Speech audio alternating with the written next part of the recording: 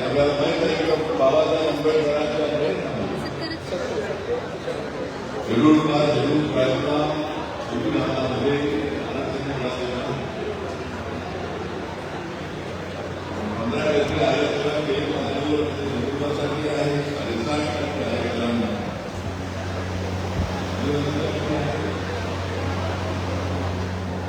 2011च्या जनगणनेप्रमाणे schedule कास्टचं population 16.6% आहे आणि आदिवासीचं population 8.4% आहे. दोघांचे मिळून आपलं पॉप्युलेशन 25% आहे. पण आपलं आरक्षण जे आहे ते आरक्षण 22% मिळतं. त्यामुळे शेड्यूल कास्टमधून मागणीही व्हायला पाहिजे की 26 जानेवारी 1950ला संविधान स्वीकारल्यानंतर त्यावेळेला आमची पॉप्युलेशन देशामध्ये 15% होती, आदिवासींची 7.5% होती आणि आपल्या लोकसंख्येच्या प्रमाणामध्ये आरक्षण मिळालेलं आहे. तर आता आरक्षण जर आपलं पॉप्युलेशन वाढलं असेल तर अजून 2.5% आरक्षण आपल्याला मिळालं पाहिजे अशा पद्धतीची मागणी आपण करणं आवश्यक आहे. आणि तर त्या समाजावर आदरणीय सुशीलकुमार शिंदे साहेब हे माझे अत्यंत जवळचे जुने आहेत. कोल्हापूरमधून ते खासदार अनेक वेळेला झालेले आहेत, त्याच्यामध्ये मंत्री झालेले आहेत.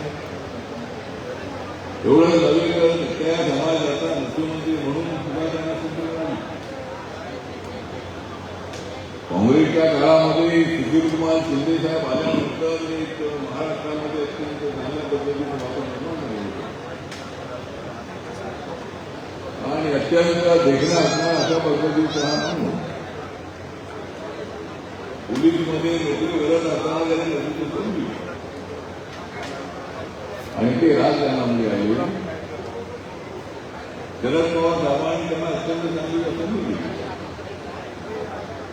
आणि अनेक खाती त्यांनी महाराष्ट्र सरकारमध्ये त्यांनी अत्यंत चांगल्या पद्धतीनं ती काही सांभाळली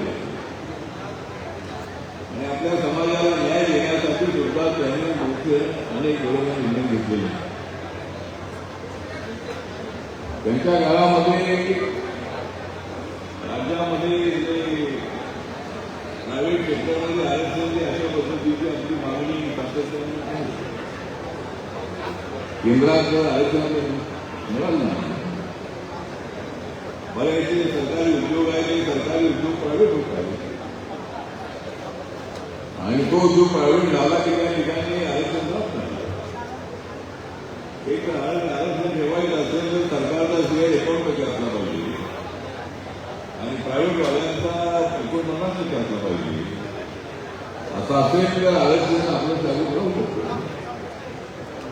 सरकारच्या वतीने उद्योग दुसऱ्या कंपनीला देण्यात येतो. त्यामुळे आपल्या देशभरातल्या समाजाची मागणी अशी आहे की तुम्हाला प्रायव्हेट सेक्टरमध्ये सुद्धा आरक्षण मिळालं पाहिजे. इंडियाच्या मुख्यमंत्री असताना महाराष्ट्रामध्ये हा निर्णय घेतला की प्रायव्हेट सेक्टरमध्ये आरक्षण घेण्याचा निर्णय राज्यामध्ये घेतला. केंद्राकडे मागणी आहे, नरेंद्र मोदी साहेबांची मागणी आहे. आमच्या सगळ्या समाजाच्या लोकांमध्ये शिक्षणाचं प्रमाण वाढलेलं आहे. अनेक लोक चांगल्या चांगल्या उद्योगात जात आहेत. आमच्या बौद्ध समाजाचं तर फार मोठं प्रसिद्धी आहे की बौद्ध समाजाचे असंख्य अधिकारी झाले अनेक क्षेत्रामध्ये आहेत आणि इतर समाजाला सुद्धा तशाच पद्धतीच्या जागा मिळाल्या पाहिजे. शिक्षणामध्ये त्यांना संधी मिळाली पाहिजे अशा पद्धतीचा आमचा प्रयत्न आहे आणि त्या दृष्टिकोनातून आज इथे आपण जो कार्यक्रम आहे कार्यक्रमाचे अध्यक्ष आहेत आपले निवृत्ती सावळकर हे समस्त सगळ्या समाजाचे महासत्ताचे अध्यक्ष आहेत. या ठिकाणी सिद्धार्थ कासार आलेले आहेत. नानप्पा वरचंद अश्विन राव उपस्थित आहे.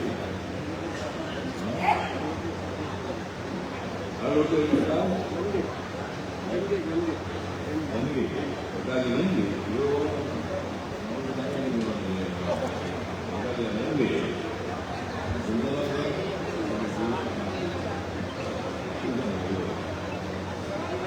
अनेक या ठिकाणी कादू पटके आलेले आहे. कादू पटके हे अनेक वर्षांपासून माझ्यासोबत राहिलेले आहे.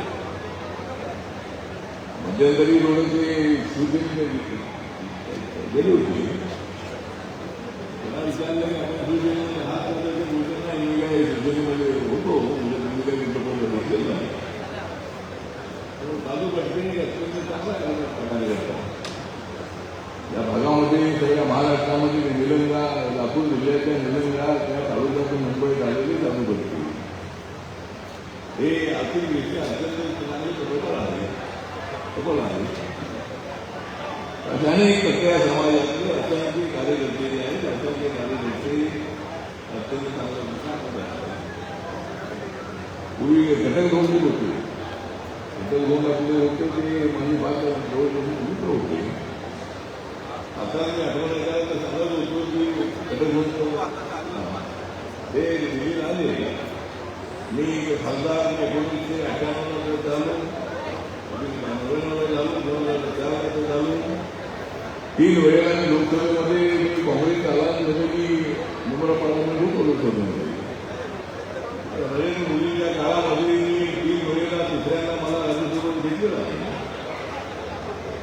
म्हणजे माझा राज्यसभेचा कार्यकाळ जवळजवळ 11 वर्ष झालेला आहे आणि जवळजवळ 11-11.5 वर्षांनी नगरसेवकीचं नाव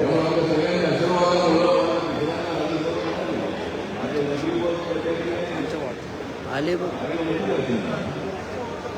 माझ्या रिपब्लिकन पक्षाचाही लोकसभेत निवडून नसल्यामुळे नाही. तरी ही एनडीएमध्ये अनेक आमचे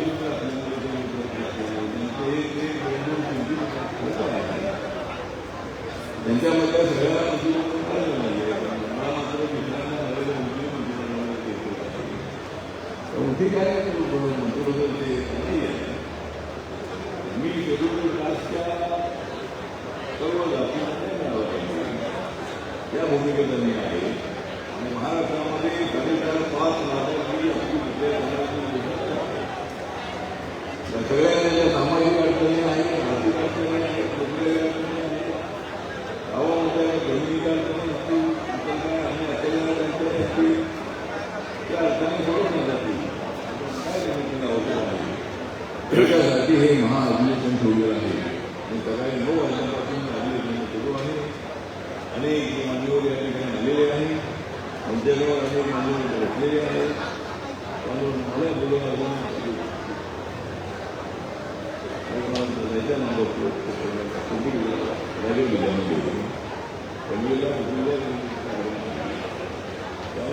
शुभेच्छा देण्यासाठी